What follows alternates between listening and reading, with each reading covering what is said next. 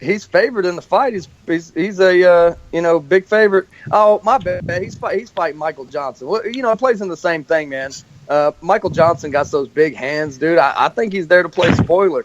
You're looking at one of the big problems that I have, and I think that most fans got, is we've seen 2 fights in 2 years from the Eagle.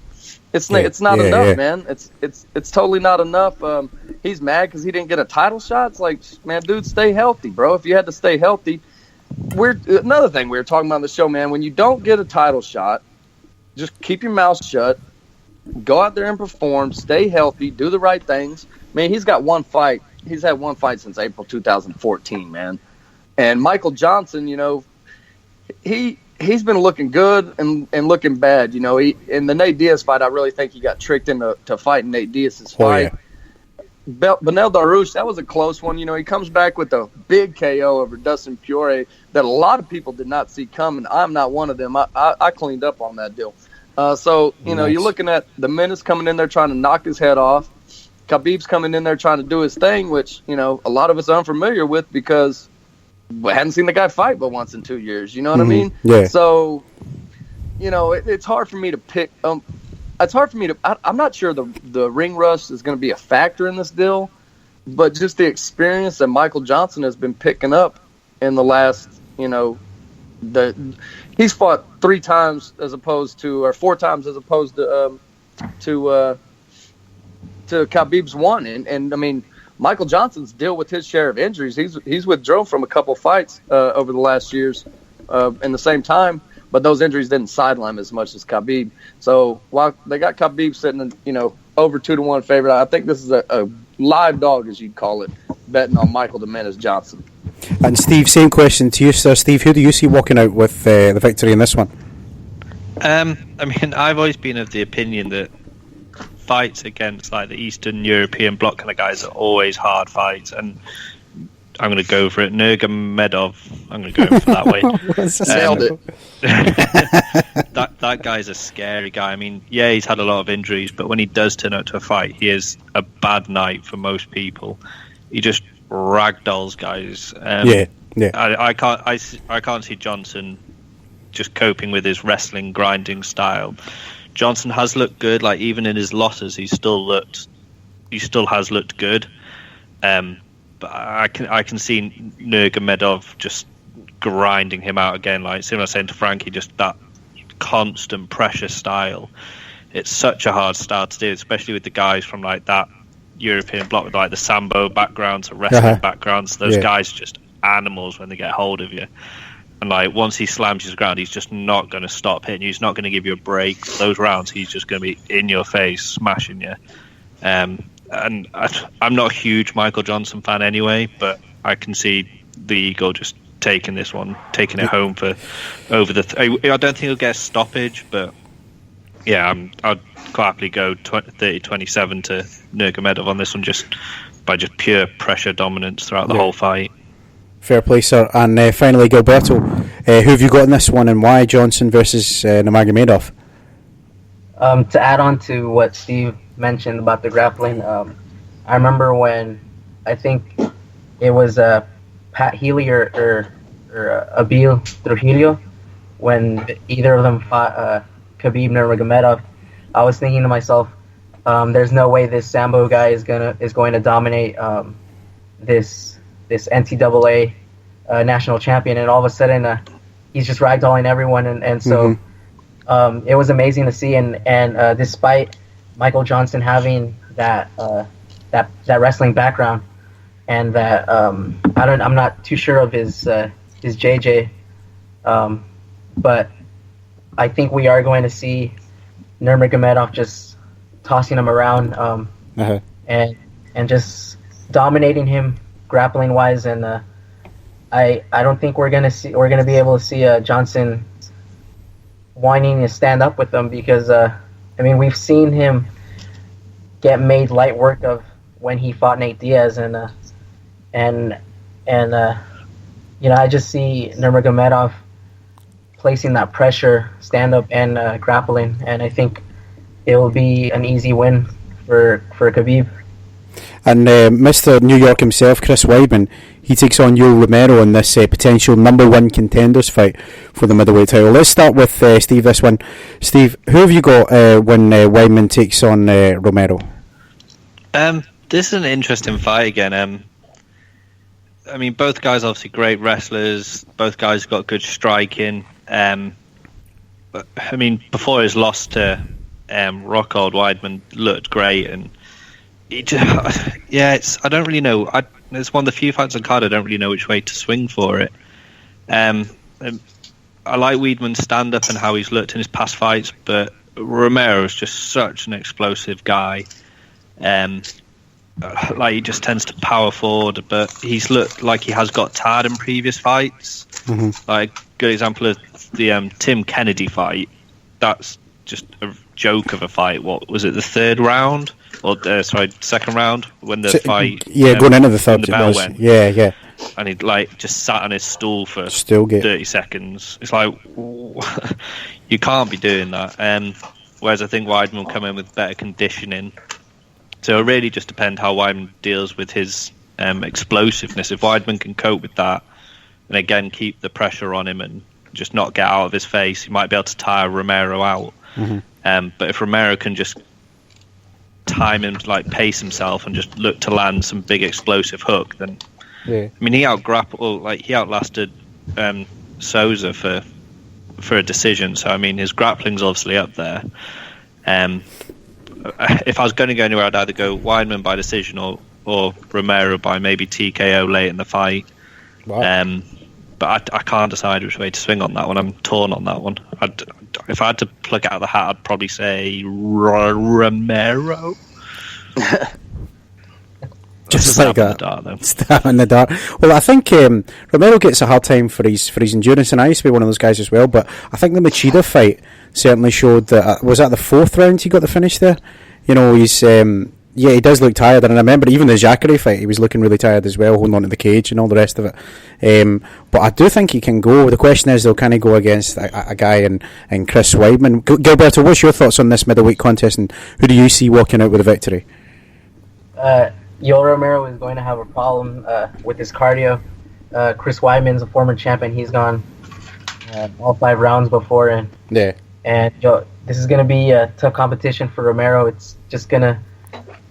We're gonna see the gas tank if he can go all 5 rounds or all 3 rounds against the former champ. But wrestling wise, Romero has that experience in the Olympics.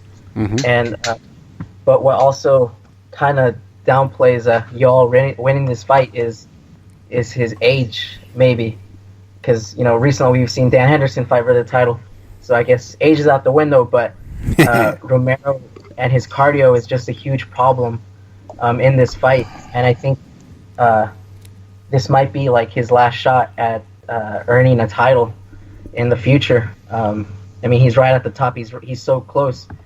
But going with Steve, I think I see Yoel Romero taking this fight. Fair play, sir. Kevin, what about you? What do you reckon will happen in this one, and who do you see walking out with the W? I was really hoping I was going to stray from the pack of this one. This one's Romero for me. It's no question, John Boy. Yes. I'll point something out that wasn't mentioned. Yoel Romero's a southpaw. I think that's going to cause Weidman some problems in the fight. I don't think I disagree with Steve. I don't think Weidman was looking good in that Rockhold fight before he made that bad decision throwing that goofy kick. Romero. Obviously the conditioning and stamina is always going to be a factor, but I don't think this fight goes that long. I mean, I really don't. I think it ends in the first round or really early in the second round.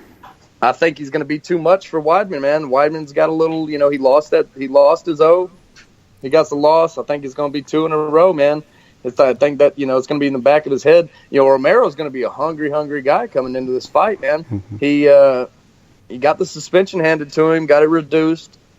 Whatever people want to say, man, I believe the guy. I'll take him at his word when he said, he laid it all on the table and said, these are the supplements I was taking. Tell me why I failed. And they figured out why he failed was for an ingredient that wasn't listed in those supplements. For I guess 6 months. I guess that's what they should have gave him. I don't like people, accusing him of being a cheater. When, to me, nothing was really proven. The only thing was proven that he was taking something that he didn't know that he was taking. The guy's a monster, dude. He has power in both hands, silver medal in the freestyle Olympics. Now, given that was 16 years ago, but, it's kind of like, where's your silver medal at, Chris? He don't got one. There's a big difference in when you're wrestling at some high school in Long Island, or I think he was an All-American at some not a Division I school. I don't think so. Well, no, because he went to Hofstra. Anyways, but you see what I'm saying? There's a big difference in doing it on the Olympic level and doing it on the NCAA level. He's not going to want to tangle up with Yoel, and Yoel's going to come in there and lay that hand on him. Probably a big left hand that he ain't going to see coming. He'll work on the angle, maybe hit him with the counter left hook or straight right down the pipe from his left hand. I think it's lights out. Good night. Sorry for you, New York, but your boy just got KO'd. Wow. That's my prediction. Fantastic. Have you, Kev, I know you like to put some bets on these things. You had a chance to look at the line. Are they giving any odds for this one, Romero and Weidman?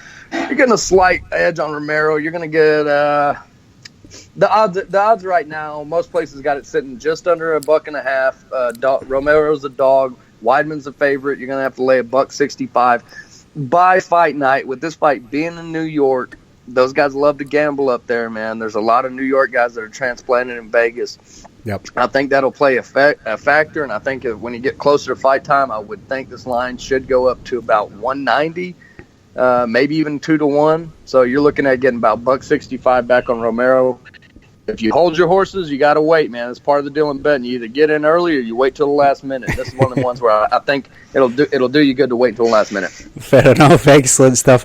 Well, guys, it's at this time that we move on to the final part of our show, answering some fan questions from our social media pages. MMA UK Podcast on Facebook, and we are MMA UK on Twitter. And, of course, you can reach myself at Martial Arts Chat. I'll remind the panel here of the only rule that we have, and that simply is that you don't have to wait your turn, gentlemen. The floor is yours. So if you're ready, I'll start with Facebook this week. Going to Michael O'Brien, who messaged us by saying, any truth to the rumour that Conor McGregor will be taking a year away from the sport after 205? Does anybody jump in, John Boy? Any way you want to do it. The floor is yours, gentlemen.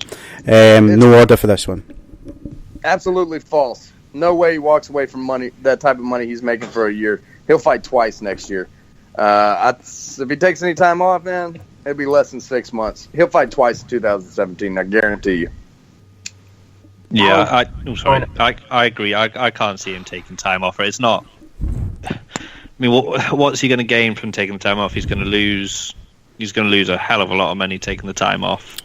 He's all about the money, so I can't see him taking a year off for it.